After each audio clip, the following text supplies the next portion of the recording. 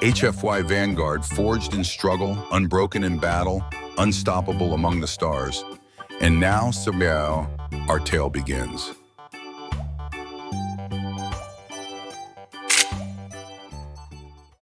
The emergency lights flickered along the deserted corridor of Outpost Nexus, throwing jagged shadows against the steel walls. For a station meant to host travelers from across dozens of species, this wing felt more like a tomb, silent, sterile, forgotten. The hum of the life support systems reverberated faintly through the floor, a reminder that technology alone kept the void of space from swallowing everyone inside. Talia walked slowly, one hand braced against the cold wall, the other cradling her swollen belly. Her skin, a pale emerald hue, unique to her species, glowed faintly in the darkness. It was a soft, light, biological, and faintly bioluminescent, a side effect of Vidian physiology. Once it had been a feature admired in ceremonial halls, banquets, and family gatherings. Now it was her only warmth in an environment that seemed determined to leech it from her. 50 years old and pregnant, words that still felt like a curse. Among the Vidians, conception between 30 and 40 was law. Too young was reckless. Too old, they said, was selfish. The High Council claimed the rule was about efficiency, about keeping resources balanced and maintaining their genetic stability. Talia knew better. It was about control. And when her former mate, Counselor Renix, traded her for a younger, more politically advantageous partner, Exiled had been convenient. Her shame was his shield. The memory of the tribunal still haunted her. The counselors had sat in their semicircle of polished obsidian, the chamber glowing with sterile white light. Words like efficiency, tradition, and genetic risk were thrown at her like stones. When they stripped the citizenship bracelet from her wrist, the metallic snap had felt like the breaking of a bone. She was no longer Vidian, no longer protected, no longer wanted. Her quarters on the station reflected that verdict. Once a maintenance storeroom, now a temporary habitation unit, according to the administrators. A cot bolted to the wall, a single ration dispenser, a sanitation unit that only worked half the time. The humans who ran Nexus claimed their hands were tied by interspecies law. They had to provide shelter, nothing more. Shelter was not home. Her stomach growled loud in the silence. The ration card she'd been issued covered nutritional minimums, but nothing tailored for pregnancy. She'd learned to live with gnawing hunger, but tonight it seemed sharper, the baby kicking in protest at the meager offering she'd forced down earlier. A sudden lance of pain stopped her mid-step. She gasped, pressing against the wall. The baby shifted, the sharp kick echoing through her body like a reminder, I am here. I matter. She rubbed gentle circles against her belly. I know, little one, she whispered, voice trembling. I'm trying. The tears came unexpectedly. Vidians did not cry, not publicly, not even privately if they could help it. Emotion was vulgar, they said. But alone in this forgotten corridor with only cold walls and flickering lights to witness her, she let the sobs come. Soft at first, then shaking her golden eyes, spilling tears down her silver-lined cheeks. Hey, are you all right? The voice startled her. She jerked her head up, hurriedly wiping at her face. A human stood a few meters away, tall and broad-shouldered, his khaki worksuit stained with engine oil. His boots were scuffed from heavy use, and his hair, sandy blonde, cut short but mussed from hours of work, framed a face that carried stubble and tired eyes. Talia straightened instinctively, forcing her posture into the Vidian ideal of composure, even as her back ached. I'm fine, she said quickly. Automatic. A reflex born of years under a culture that treated vulnerability as a weakness. The human didn't look convinced. He walked closer, careful not to startle her. You don't look fine. No offense. His bluntness struck her harder than his words. Among her people, such directness would be unforgivably rude. But here, strangely, it felt refreshing. For the first time in months, someone wasn't wrapping cruelty in courtesy. She hesitated. Vidians didn't share personal troubles. Not with strangers, not with anyone. But she wasn't on Vidia anymore. I'm managing. His eyes flickered briefly to her belly, then back to her face. No judgment, just concern. I'm John, he said, extending a hand. Station maintenance. She stared at the offered hand for a moment, uncertain. Then slowly she placed hers in his. Warm, rough from manual labor, a contrast to the cold, sterile environment around them. Talia, she said quietly. When's the last time you ate, Talia? The question caught her off guard. This morning she lied. John raised an eyebrow, clearly unconvinced. I just finished a double shift. Was heading back to grab some food. He hesitated, then added, I'm not exactly rolling in credits, but I've got enough to share a meal, if you want. Her first instinct was suspicion. Among Vidians, offers always came with strings attached. Every gift was a transaction, every kindness an investment with interest demanded later. But his expression was open, relaxed. Why would you help me? She asked carefully. You don't know me. John shrugged a small, almost careless gesture that carried more weight than any Vidian courtesy. Because you look like you could use a friend. And honestly, so could I. The station gets lonely. Another kick from the baby made her wince, clutching her belly. John noticed immediately. Look, no pressure, he said quickly. But my place is just down that corridor. Real food, not those processed ration packs. And a chair that won't break your back. He smiled, tired but genuine. What do you say? Talia hesitated only a moment before nodding. What did she have to lose? Her people had already taken everything from her.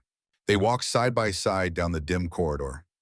She noticed small things, the way his roughened hand brushed her elbow when they passed through a dark patch steadying her, the lack of pretense in his stride, the absence of calculation in his words. It was almost unbearable in its simplicity. For the first time since exile, she felt something other than despair. Not hope, at least not yet, but something that might grow into it. John's quarters were modest, a single-room unit tucked in the maintenance sector. But unlike the sterile corridors outside his space bore the marks of a person trying to carve out home from steel. A worn leather chair, shelves lined with physical books dog-eared from use, a few potted plants stubbornly alive despite recycled air and weak artificial light.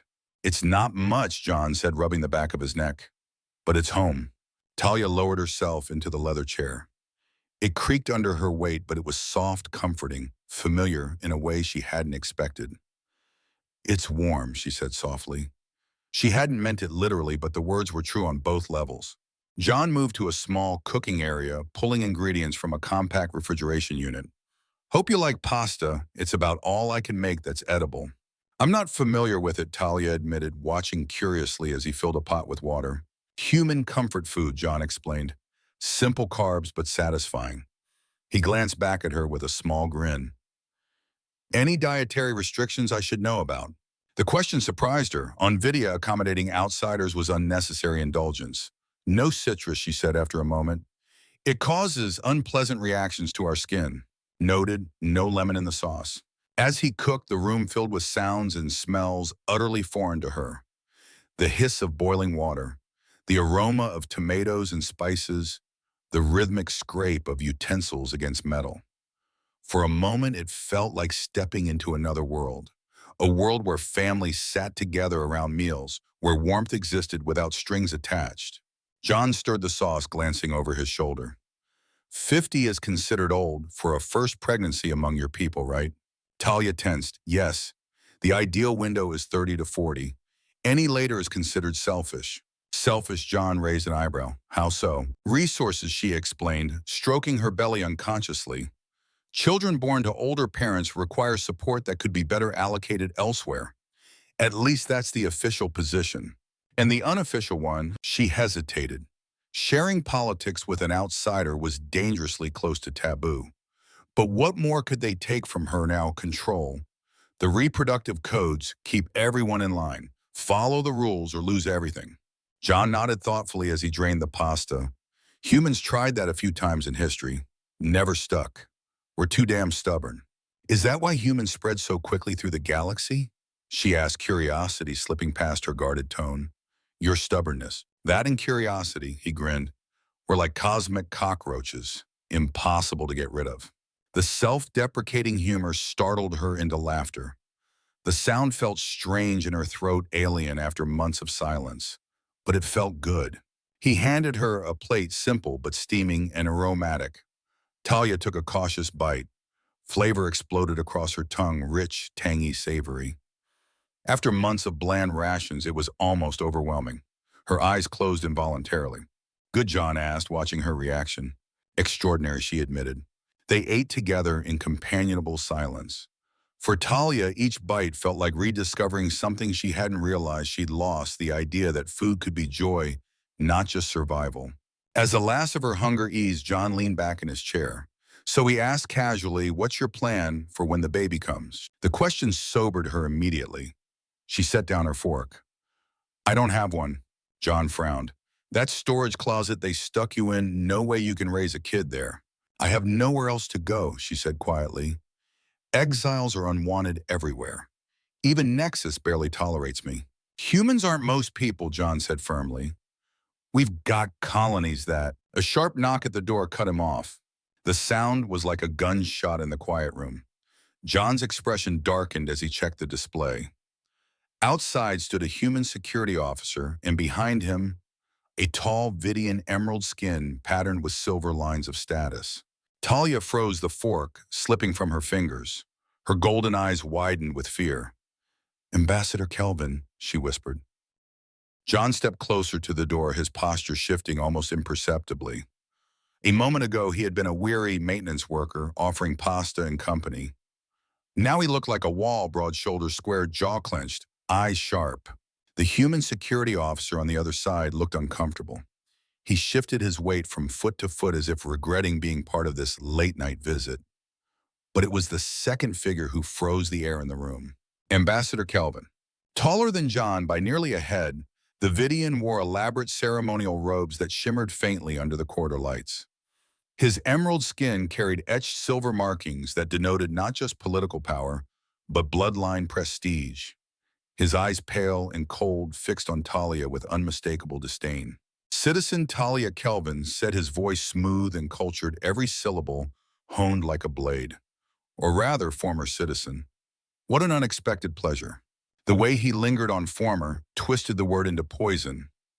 Talia felt her insides churn, fear coiling tighter than the ache in her lower back. John stepped slightly in front of her, subtle but deliberate. "Can I help you, gentlemen?" The human security officer cleared his throat. "Ambassador Kelvin requested to speak with the Vidian exile. Station protocol requires us to facilitate diplomatic requests." His tone lacked conviction, and his eyes kept darting to John, like he hoped the maintenance worker would make the decision for him. "At this hour," John asked, voice flat, unimpressed. "Vidian business does not adhere to human schedules," Kelvin said smoothly. His gaze never left Talia. "I require a private conversation with the female." A chill slid down her spine. Kelvin was not here by accident. He was Counselor Renix's most dangerous rival, a man known for turning political leverage into lethal opportunity. That he had found her here, alone, vulnerable, could not be coincidence. John's voice hardened. "She has a name, and she's in the middle of dinner." The ambassador's eyes narrowed. For a moment, silence stretched taut in the corridor. The human security officer shifted uncomfortably, caught between station protocol and the quiet authority radiating from John. "Very well," Kelvin said at last, the edges of his words sharp with restrained fury. "Tomorrow, then, we have much to discuss about your situation." He turned with inhuman grace, robes sweeping behind him, and walked away. The security officer gave John a quick, apologetic glance before following. When the door slid shut, John exhaled slowly, tension leaving him like steam from a pressure valve. He turned to Talia. "Friend of yours?" She shook her head, her appetite gone. "The opposite. He is my former mate's greatest rival. If Kelvin is here, it means Renix is watching." Her voice faltered, but the implication was clear. Renix hadn't abandoned her entirely. He was protecting his own reputation, making sure the scandal of her late pregnancy didn't surface. If Kelvin had discovered the truth, then her child was more than an inconvenience. It was a weapon. John rubbed the back of his neck, frustration flashing across his face. "Well, he'll have to go through me first." The simple declaration made Talia's heart stumble. Vidians would never speak such a thing aloud without calculating the consequences, without weighing political costs. John spoke it as easily as he might offer someone a chair. It was reckless. It was foolish. It was human. That night, sleep was elusive. John had insisted she take the bed while he dozed uneasily in the chair. The room felt too quiet, too fragile, as though Kelvin's presence had shattered whatever illusion of safety she had briefly felt. Talia lay awake staring at the faint glow of the plants on John's shelf. Her mind circled endlessly around memories of Vidya, of banquets and ceremonies where she had once been admired, of her people's rigid codes, of Renaix's cold betrayal. She had loved him once. She had believed his words, his promises. Until the day he cast her aside for someone younger, someone politically advantageous. Pregnancy had not been part of their plan, not then. And when it came, it had been too late. Too late for Vidya-in-law, too late for Renix's career, too late for Mercy. The High Council's decree echoed in her skull. Late conception threatens our genetic stability. But it had been more than law. It had been exile. Stripped of her name, her status, her people.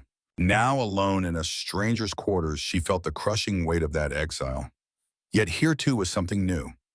A human who looked at her with no calculation. Who saw her not as disgrace, but as a woman who was tired, hungry, and pregnant. A woman who could use a friend. Morning came harsh and metallic, the station's artificial lights flicking to full brightness, with no regard for sleep cycles. Talia sat in John's kitchen area, sipping water from a chipped mug, when the conversation she had been avoiding slipped free. On Vidya, she said quietly, pregnancy after 40 is not just unusual, it is forbidden. The council says it drains resources, that older mothers take what should belong to the young. John leaned against the counterarms, folded, listening. His sandy hair stuck up at odd angles and his stubble was thicker than the night before. He looked rough around the edges, but his gaze was steady. Sounds like a convenient excuse, he said. It is control, Talia admitted, surprising herself with the bluntness. The codes keep everyone obedient. Disobey and you lose everything. My former mate could not risk scandal. Exile was easier. John let out a low whistle. Hell of a culture. You disapprove, she asked half defensively. Damn right I do, he said. Humans tried that kind of nonsense a few times in history. Never worked. People don't like being told when to live their lives. Talia found herself almost smiling. His stubbornness was oddly comforting. The day passed with an uneasy calm. John returned to his maintenance duties, leaving her in his quarters. Talia paced restlessly, her mind returning again and again to Kelvin's cold eyes. He would not leave her in peace. Vidians did not make social calls. When John came back oil-stained and weary, she blurted out her fears. If Kelvin knows about me, about the child, he will use it. He will use me. John wiped his hands on a rag, expression darkening. Then we make sure he doesn't get the chance. You don't understand, she insisted. This isn't just about me. My child's father is Renix. If the council learns he conceived outside the codes, his entire career collapses. Kelvin will expose him, and I will be the evidence. John tossed the rag aside. So Renix covers his ass by throwing you to the wolves. Kelvin wants to use you as a weapon, and everyone else just pretends you don't exist. His eyes met hers, fierce with conviction. Screw that. You and your kid deserve better. His words struck her like a physical blow. No Vidian would speak them, not with such raw honesty. She lowered her gaze, fighting the sting of tears. That evening, she sat in John's chair, while he repaired a damaged regulator unit on the table. The rhythmic sound of tools clinking against metal filled the space. You risk much by helping me, she said finally. John didn't look up. Not really. I was already living paycheck to paycheck, fixing broken pipes and leaky valves. Sharing food doesn't change that. But Kelvin can shove it. John's voice was calm but resolute. This is my apartment, my rules. If he wants to threaten you, he has to go through me. She studied him in silence. Vidians measured every word, every action by cost and consequence. John spoke like a man who measured by something else entirely, principle. Perhaps that was what made humans so dangerous, or so remarkable. When night came again, she lay awake once more. The baby shifted inside her, restless. She whispered softly, words meant more for herself than for the unborn child. I don't know what the future holds, little one, but tonight, for the first time, I feel less alone. The words lingered in the darkness, fragile but real. And outside in the sterile corridors of Nexus, Kelvin moved like a shadow, weaving his own plans. The pain struck without warning. Talia had been resting in John's chair, one hand absently stroking her swollen belly, when a sharp lance of agony cut through her midsection. It doubled her over, stealing her breath. Her golden eyes flew wide, panic mingling with the confusion. John, halfway through repairing a coolant regulator, dropped his tools instantly. Talia. She tried to wave him off, but another spasm gripped her body harsher than the first. She clutched at the armrest, her emerald skin shimmering with stress. It's too soon, she gasped. 7 months, too soon. John was already at her side, steadying her with strong, calloused hands. Hospital, he said immediately. Now. No, Talia protested, voice thin with pain. Vidian pregnancies humans won't understand. They'll misdiagnose. They'll think my child is defective. John shook his head firmly. I don't care what they think. You're in pain, and that's not negotiable. He helped her to her feet, guiding her carefully but urgently toward the door. The medical bay smelled faintly of antiseptic and recycled air. Dr. Elliot looked up from his console as they staggered in surprise, flashing across his lined face. John! His eyes widened as he took in Talia's condition. Get her onto the table, quickly. The doctor activated privacy screens, locking out prying eyes. His hands moved efficiently, calibrating the scanner to Vidian physiology. How far along? 7 months, Talia managed, wincing as another wave of pain rolled through her. The scanner word displaying alien biochemistry John could barely comprehend. Dr. Elliot frowned deeply. There's some kind of biochemical imbalance. Elevated levels of, he squinted. I'm not familiar with this compound. Noctilium, Talia supplied, her voice trembling. A stress hormone. Vidians produce it when threatened. John blinked. Threatened as in what predators? In ancient times, yes, she said, her breath coming ragged. Now it is triggered by severe psychological stress. The body accelerates pregnancy to ensure survival of the species. Dr. Elliot's frown deepened. Your body is trying to deliver prematurely. John's stomach dropped. Can you stop it? Not without Vidian medical protocols, Elliot admitted grimly. I don't have access. Talia closed her eyes, despair written across her features. The database is restricted. Only high-ranking officials can. John's jaw tightened, like an ambassador. Her eyes snapped open. No, Kelvin would never help me. He doesn't need to know he's helping, John said, already thinking ahead. Dr. Elliot glanced between them, understanding dawning. You're talking about stealing his credentials. John's expression hardened. Exactly. He's here on a diplomatic visit. He'll have full database access. That's insane, Talia whispered, gripping the edge of the table. Vidian security is impenetrable. John gave her a reckless grin, the kind that lit fire in his tired eyes. Good thing I'm not Vidian. John's maintenance uniform and ID card gave him more freedom than most on Nexus. He moved quickly through service corridors, avoiding populated sections. Years of working these halls had taught him every shortcut, every blind spot. Tonight, those back doors weren't just for fixing broken air recyclers. They were for breaking into the most secure data on the station. The diplomatic wing loomed ahead. Kelvin would be housed here in quarters dripping with luxury compared to the bare walls John called home. But John didn't need to confront him directly. He needed the maintenance room next door. The panel recognized his ID, granting him entry. Inside, the air was warm with humming circuits and glowing interfaces. John slid into the chair, fingers already moving across the console. All right, you smug bastard, he muttered, pulling up the security feeds. Let's see what you've got. He tapped into the adjacent room's comm relay and froze as voices filtered through the thin wall. The female's child must not be born, Kelvin's voice said coldly. John's blood turned to ice. Counselor Renix was clear, Kelvin continued. If word spreads that he sired a child with her at her age, the scandal will destroy his coalition. And the female, another voice asked. A regrettable casualty, Kelvin replied without hesitation.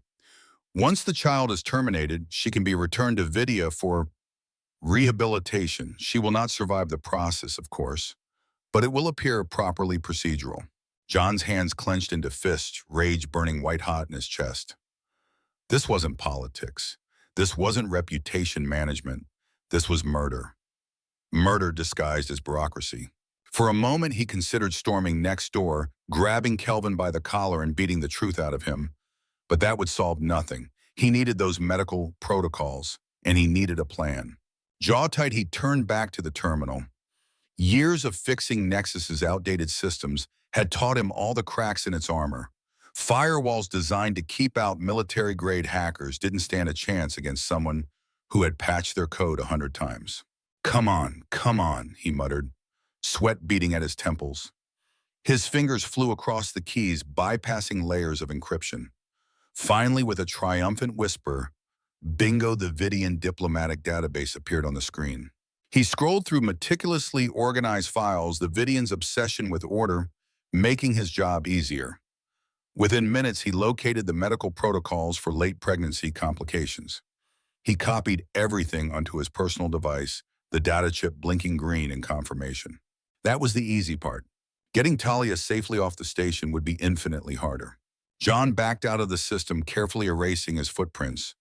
But the words he had overheard clung to him like ice. The female's child must not be born. Not on his watch. Back in the medical bay, Dr. Elliot looked up anxiously as John burst in. "Tell me you got it." John tossed the chip onto the console. "Everything you need to stabilize her." His voice was sharp, controlled, but his eyes burned. "But we've got bigger problems."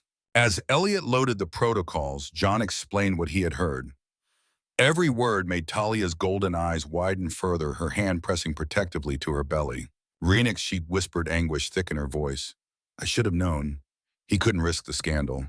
John stared at her. "You knew he was the father." She nodded weakly. "Our relationship was complicated.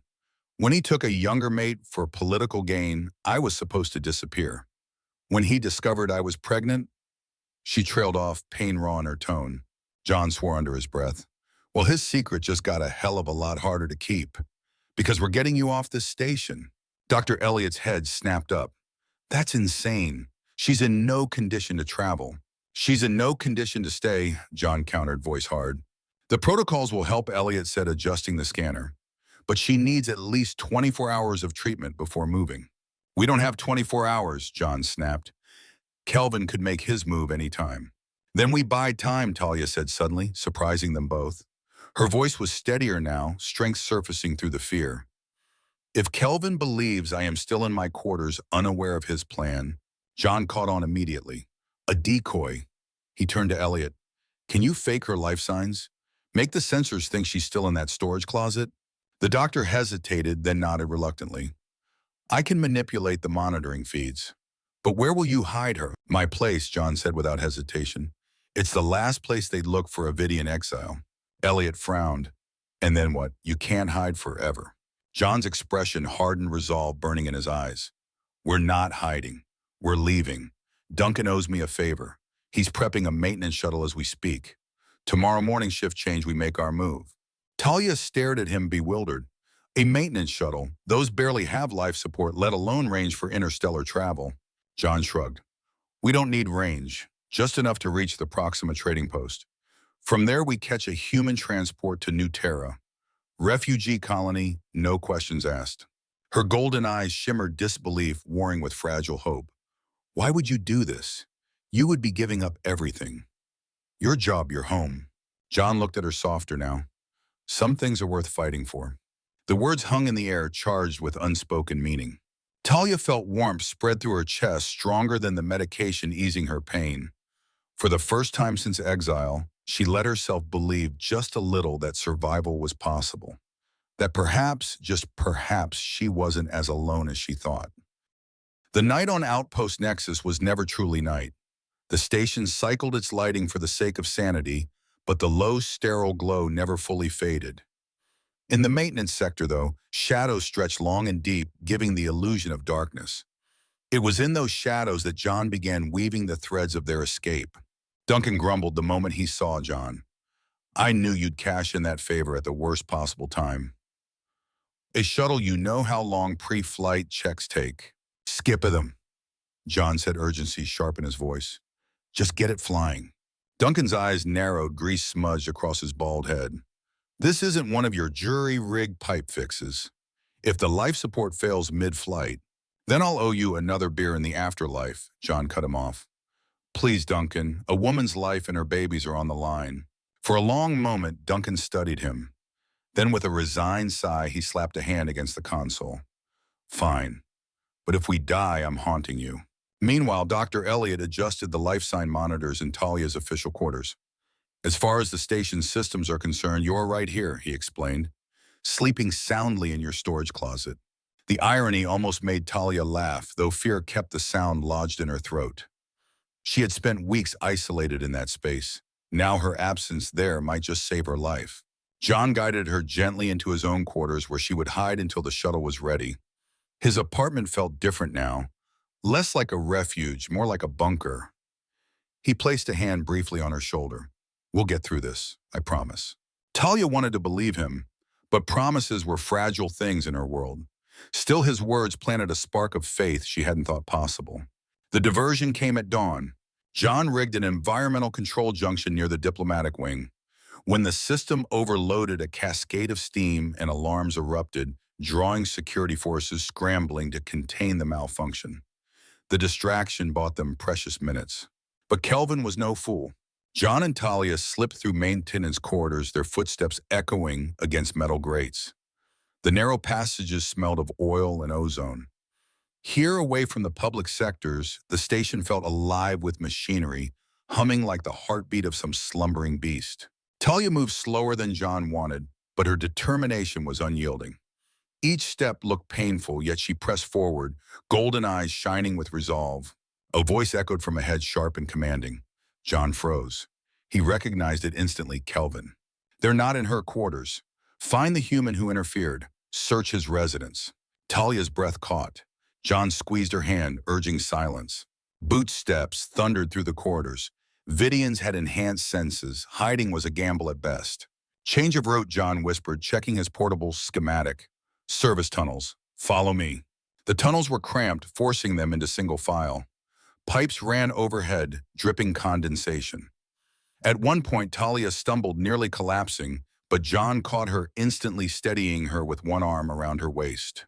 In Vidian culture, she whispered, voice strained, but laced with wry humor, this would be considered deeply improper. What running for our lives, John whispered back. An unmarried male and female in such close quarters, especially when one is in my condition. John glanced back, raising an eyebrow despite the tension. Good thing I'm not Vidian then. Her soft laugh, even in the middle of fear, strengthened his resolve. The sound of pursuit grew closer. Voices barked orders behind them. Talia winced, her body protesting each hurried step. We can't keep ahead of them, John muttered. Then his eyes landed on a row of cargo transporters parked near the junction. Automated platforms designed to carry heavy containers across the vast cargo bay. Get on, he ordered, helping Talia onto one of the platforms. What are you doing? She demanded, clutching her belly as the machine hummed to life beneath her. Improvising. He leapt up beside her, reprogramming the transporter with rapid keystrokes. Hold on tight. The platform lurched forward, accelerating along magnetic rails. Behind them, shouts erupted as Vidian officers commandeered another transporter in pursuit. They're gaining, Talia warned, glancing over her shoulder. John grinned recklessly, not for long. He yanked out his maintenance override device, aimed it at a junction box as they passed, and fired. Sparks cascaded in the darkness.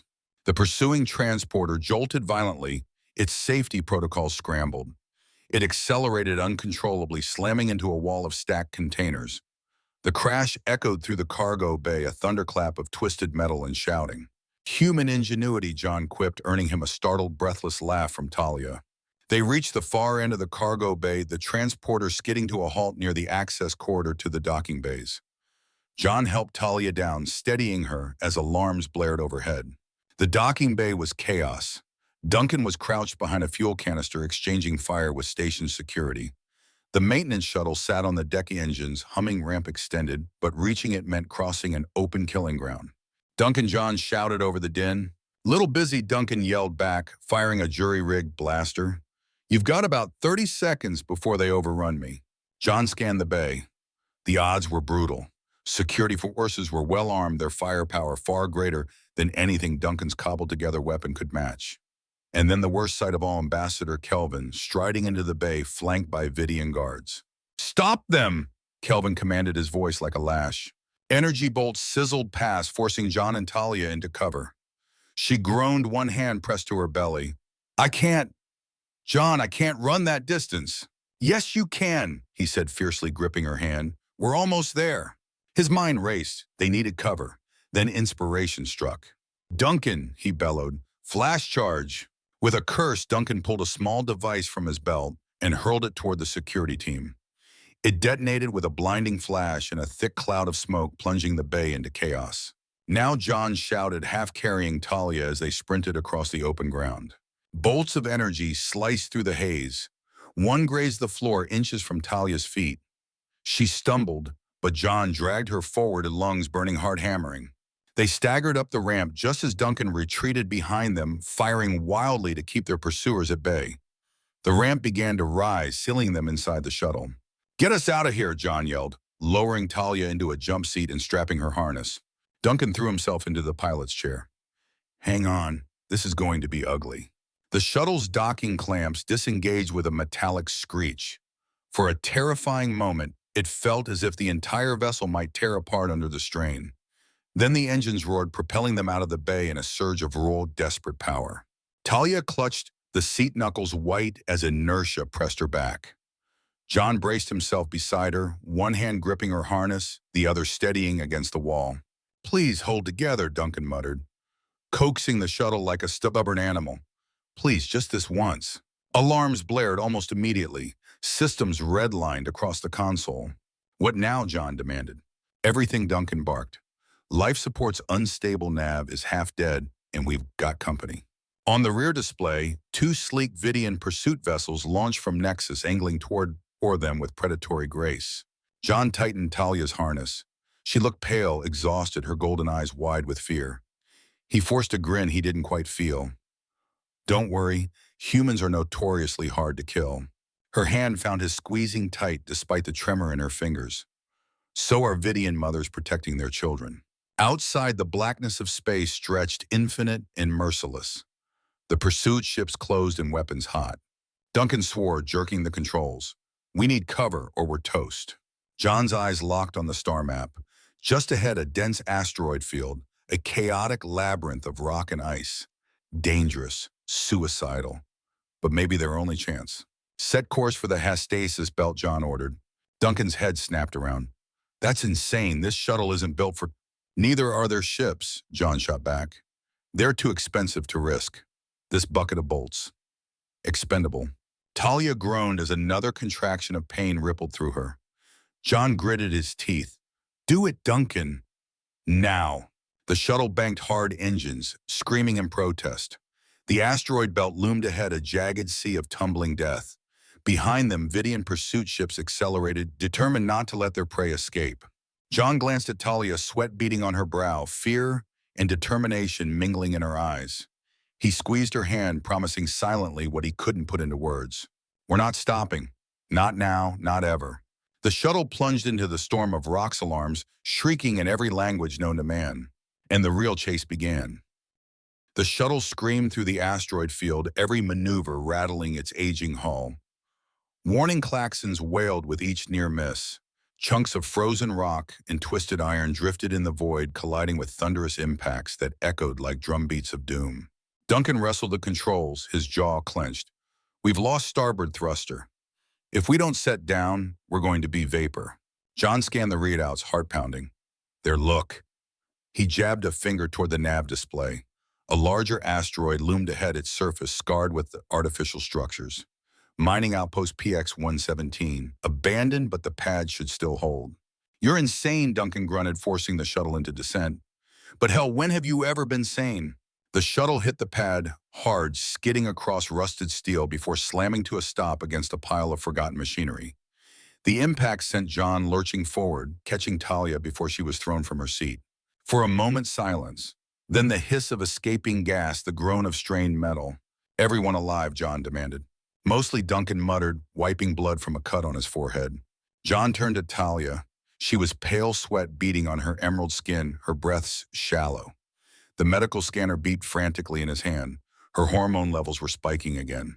She needs stabilization, John said tightly. Now. They half-carried, half-guided her into the outpost. The doors creaked open with reluctant hydraulic stale air whooshing out. Emergency systems flickered to life, dim red lights casting long shadows across dust-coated walls. The place smelled of rust oil and abandonment. Duncan lugged the portable transmitter into the control room. Give me a few minutes and I'll have the Artemis on speed dial. John lowered Talia onto a couch in what had once been a common lounge. He scanned her again, his stomach twisting. Your vitals are unstable. We need those protocols working full tilt. She grabbed his wrist with surprising strength. Her golden eyes were luminous with both pain and defiance. It's too late, the baby. He's coming now. John's pulse spiked. Now here, Vidian bursts accelerate once triggered, she gasped. It's an evolutionary response. Once labor begins, it moves fast. John swallowed hard. He had faced collapsing bulkheads, exploding plasma conduits, and drunken brawls in zero-G. None of it had terrified him like this. Outside engines roared. The vibration rattled the thin walls. Duncan cursed from the comms console. They followed us. Vidians just landed a shuttle. John's jaw tightened. How long until Artemis gets our signal? 20 minutes if the relay holds, Duncan said grimly. But Kelvin's men will be through that door in less than 3. A loud clang echoed from the main airlock. Metal on metal, then the shrill whine of cutting torches. Talia let out a cry, gripping John's hand. Another contraction seized her body, nearly bending her double. John glanced at Duncan. Hold him off. With what Duncan asked incredulously, John shoved a piece of mining equipment into his arms. The tool crackled with electrical discharge. That'll fry them long enough. Buy me time. Duncan grimaced. I swear if we survive this, I'm retiring. Kelvin's voice boomed through the outpost intercom, cold and imperious. Former citizen Talia, this is your final opportunity to surrender peacefully. The child is property of the Vidian state under Reproductive Code 317. Compliance now will ensure lenient treatment. John hit the response button, fury sharpening his words. This is John Callahan, human citizen. The woman and child are under my protection. Back off. A pause, then Kelvin's voice again, this time tinged with amusement. Human sentimentality means nothing under Vidian law. Your interference will be remembered. Another contraction hit. Talia screamed, clutching John's arm. He knelt beside her, wiping sweat from her brow with a rag. You're doing great, he said, forcing calm into his tone. Just breathe, in through the nose, out through the mouth. In Vidian tradition, she panted. Births are solitary, no witnesses, no support. John gave her a crooked grin. Well, today you're getting the human tradition. Encouragement, bad jokes, and terrible bedside manner included. She laughed weakly, the sound blending into a groan as another wave seized her. The pounding at the door intensified. Sparks flew as plasma cutters bit into steel. 15 minutes until Artemis arrives, Duncan shouted, sweat pouring down his face as he reinforced the barricade. Not sure we've got 15 seconds. John forced his fear down. Focus, one step at a time. I see him, he whispered suddenly, wonder, softening his voice. Talia, he's coming. With a final cry that seemed to echo through the abandoned outpost, Talia delivered her son.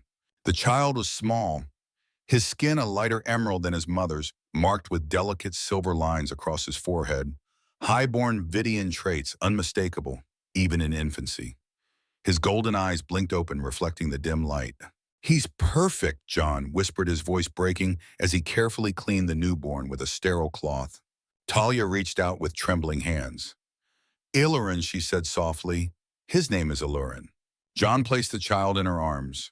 For one fragile moment, the world seemed to still. Then the door gave way. The barricade crashed inward, shards of metal clattering across the floor.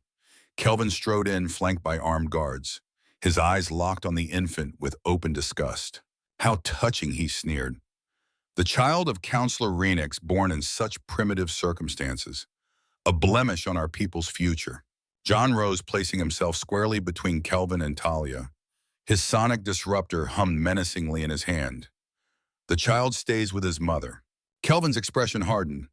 This infant represents a direct threat to the Order of Vidia. His existence violates our most sacred traditions. Then maybe those traditions need changing. John shot back.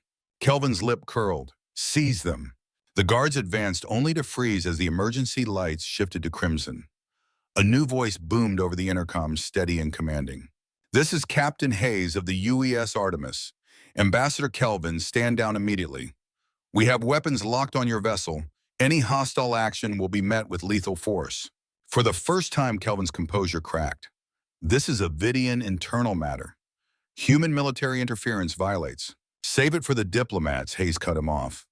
You've already violated 3 sectors pursuing an exile. My orders are clear: extract the targets and ensure their safety. The pounding of boots echoed down the corridor. A squad of human marines stormed into the room, armor-gleaming rifles trained on the Vidian guards.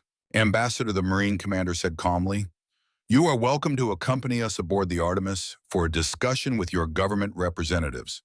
They are eager to review your extracurricular activities." Kelvin's face twisted with rage. This isn't over. Actually, a new voice chimed in from the Marine commander's comm unit. It is? A display screen flickered to life, revealing the face of an elderly Vidian woman, her silver-marked skin glowing with authority. Talia's breath caught. High Counselor Marina. Kelvin paled, immediately bowing his head. Your unauthorized operation ends now, Marina said firmly. The Council has received evidence of Counselor Renix's hypocrisy, violating the very codes he enforces. His crimes will be addressed. As for the exile and her child, her gaze softened slightly as it shifted to Talia. They will be granted special dispensation.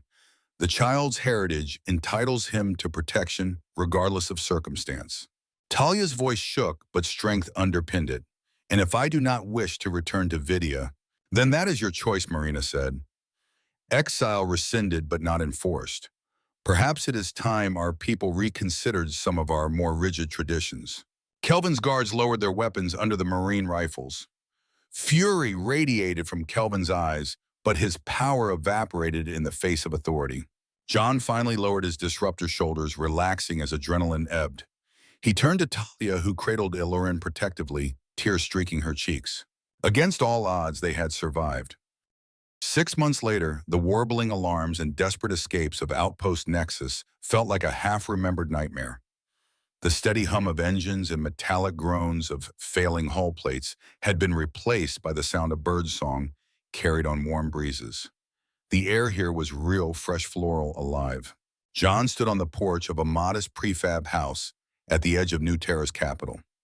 Twin suns dipped low across the horizon, painting the sky in fierce streaks of orange and purple. The colony was still rougher around the edges. Gravel roads half-built, infrastructure, prefab structures, sprouting like seedlings, but compared to the sterile halls of Nexus, it felt like paradise. From inside came the soft murmur of a lullaby. The words were Vidian, but the rhythm had changed, softer, slower, carrying a distinctly human warmth. Talia's voice. John closed his eyes, letting the melody wash over him. For months, that song had been his anchor, proof that everything they had fought for had been worth it. Mail came, a gruff voice said behind him. John turned to see Duncan approaching, a bottle of synthesized beer in one hand and a data chip in the other. His bald head gleamed in the fading sunlight, his ever-present scowl softened by the evening calm. John accepted the chip, slotting it into his wrist console. The message unfolded in holographic script. He read quickly, his eyes widening. Well, I'll be damned, he muttered. What Duncan asked, taking a swig from his bottle. The High Council actually did it. John shook his head in disbelief. They changed the reproductive codes. First pregnancies are now permitted up to age 60. Duncan let out a low whistle. Small steps. Big enough, John replied, slipping the chip into his pocket. The door opened behind him. Talia stepped onto the porch, Ilurin nestled against her shoulder. The baby cooed softly, his golden eyes blinking drowsily at the sunset. Talia's silver hair had been cut shorter, styled in a way that blended Vidian elegance with human practicality. She wore a simple tunic of colorful New Terran fabric, vibrant against her emerald skin. Good news, she asked, noticing John's expression. Change is coming, John said, wrapping an arm around her shoulders. Slowly, but it's coming. Talia leaned into him, her golden eyes reflecting the twin suns. Human, she said with affectionate exasperation. Always so impatient for progress. John chuckled. It's one of our better qualities. That and our good looks. Ilurin stirred, letting out a tiny cry. Talia soothed him with a gentle hum. His small hand reached outward, grasping blindly until John extended a finger. The infant's grip was surprisingly strong. tiny emerald fingers curling tightly around human skin. John's throat tightened. In that moment, the weight of everything they had endured crystallized into clarity. The reckless hacks, the desperate escape, the firefights, the asteroid gauntlet, it had all led to this. A child safe in his mother's arms, the promise of a different future clasped in his tiny hand. Life on New Terra was not without its struggles. The colony was young, resources scarce. Yet for Talia, every challenge was a gift compared to exile. She tended a small garden behind their prefab, coaxing alien vegetables into New Terra soil. She learned human cooking alongside John, laughing the first time pasta boiled over onto the stove.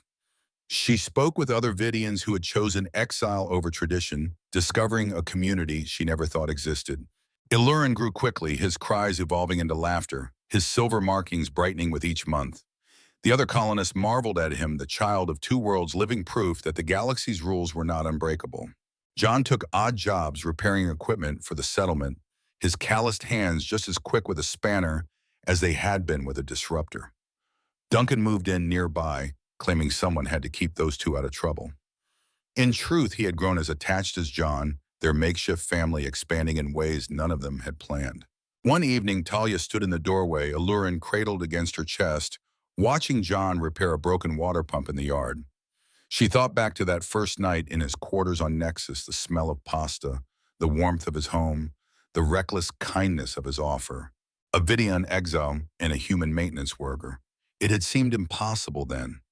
Now it was her life. When John caught her watching, he grinned. What? She shook her head, smiling. Nothing. Just thinking about how strange fate can be. Strange, he teased. I'd call it stubbornness. Humanity's superpower. She laughed softly, kissing Illurin's forehead. Then perhaps I have inherited some of that stubbornness, because I refuse to regret a single step. Months later, another message arrived from Vidia. High Counselor Marina herself had sent it. Renix had been removed from power, his hypocrisy exposed. Kelvin's political career lay in ruins. Debate had erupted across Vidian society, the codes questioned as never before. Talia read the message aloud, her voice trembling. When she finished, silence settled over their small home. Change is coming, John said again, his hand covering hers. Do you think it will last? She asked quietly. John looked at Illurin, now crawling clumsily across the floor, chasing after a battered wrench Duncan had given him as a toy. It has to, because if it doesn't, we'll keep fighting for it. Talia leaned against him, golden eyes warm. Humans, she murmured again this time with something like awe. That evening, as the sun sank and stars began to pierce the sky, John stood outside with Illurin in his arms. The child reached upward, tiny fingers stretching toward the cosmos. John whispered softly, more to himself than to the baby. Sometimes the greatest journeys begin with the smallest acts of kindness. He thought of that night in the corridor, the flickering lights, the sound of quiet sob, the simple offer of a meal, a choice that had changed two lives, perhaps even an entire civilization. Illurin grasped his finger again, strong and sure. John smiled. Don't worry, kid, he said. We've got you, and we're not going anywhere. The stars shimmered overhead, distant yet eternal. And beneath them, on the humble soil of New Terra, a human Vidian exile and their child built something stronger than any code or tradition of family. And from that family, perhaps the galaxy itself would learn to change.